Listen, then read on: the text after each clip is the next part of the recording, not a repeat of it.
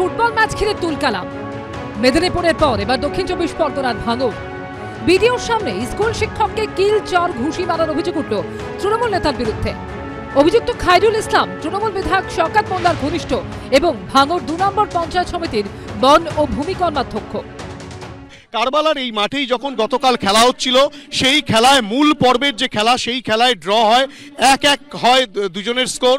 পরবর্তী ক্ষেত্রে অতিরিক্ত সময়ের যে খেলা, সেই অতিরিক্ত সময়ের খেলার সময় কিন্তু গন্ডগোল বাধে। শনিবার খেলা হবে দিবসে ভাঙড়ের কারবালা মাঠে ফাইনাল ম্যাচে খেলতে নামে হাতিশালা সরোজিনী হাই মাদ্রাসা ও ভগবানপুর হাই স্কুল। নির্ধারিত সময়ে খেলা অমীমাংসিত থাকায় অতিরিক্ত সময় খেলানো হয়। দুই দলই অভিযোগ তোলে অতিরিক্ত সময় বহিরাগতদের খেলানো হচ্ছে। তার জেরে বিডিওর সামনে স্কুল শিক্ষক মোহাম্মদ নাসির উদ্দিনকে তৃণমূল নেতা খায়রুল ইসলাম দলবল নিয়ে মারধর করেন বলে অভিযোগ। অভিযুক্ত তৃণমূল নেতা খায়রুল ইসলাম ভগবানপুর হাই স্কুলের পরিচালন সমিতির সভাপতিও।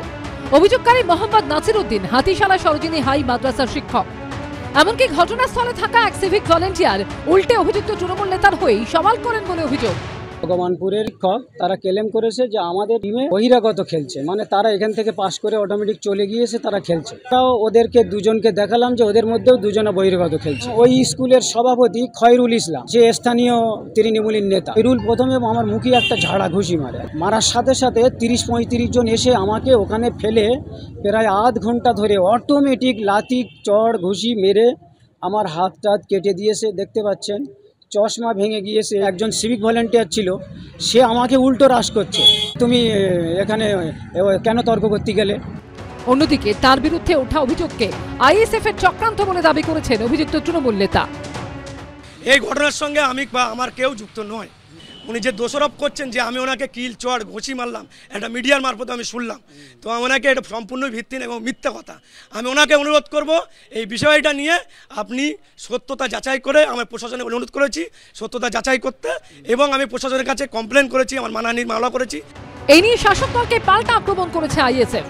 ধরলাম দূর দূরান্তে যদি কোনোভাবে তিনি আইএসএফ এর সমর্থক হন, মনের দিক থেকে হন বা সাপোর্ট করেন, তার কথাবার্তায় তার ব্যক্তিগত ম্যাটার, তো সেরকম কিছু হলে কি মানে তৃণমূলের নেতা নেতৃত্বরা তাদের উপর আক্রমণ করেন, হামলা করেন, এরকম কি অধিকার বর্তায়?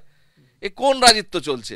এদের ঔদ্ধত্যের বহিঃপ্রকাশ হিসেবে শারীরিক প্রহার, নিগ্রহ, মারধর, লুটপাট, খুন জখম সবকিছু এরা একের পর এক করে যাচ্ছে।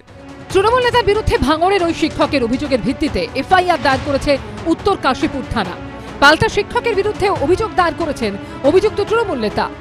কেউ যদি কোনো শিক্ষককে অসম্মানিত করে সেটা একদম আমি তীব্র নিন্দা করছি, কিন্তু আবার শিক্ষক যদি কোনো রাজনৈতিক দলের সদস্য হয়ে সে যদি আমাদের দলের ভাবমূর্তি নষ্ট করার জন্য খয়রুলের মতো ছেলেদের যদি দোষারোপ করে, সেটাও খুবই অন্যায়।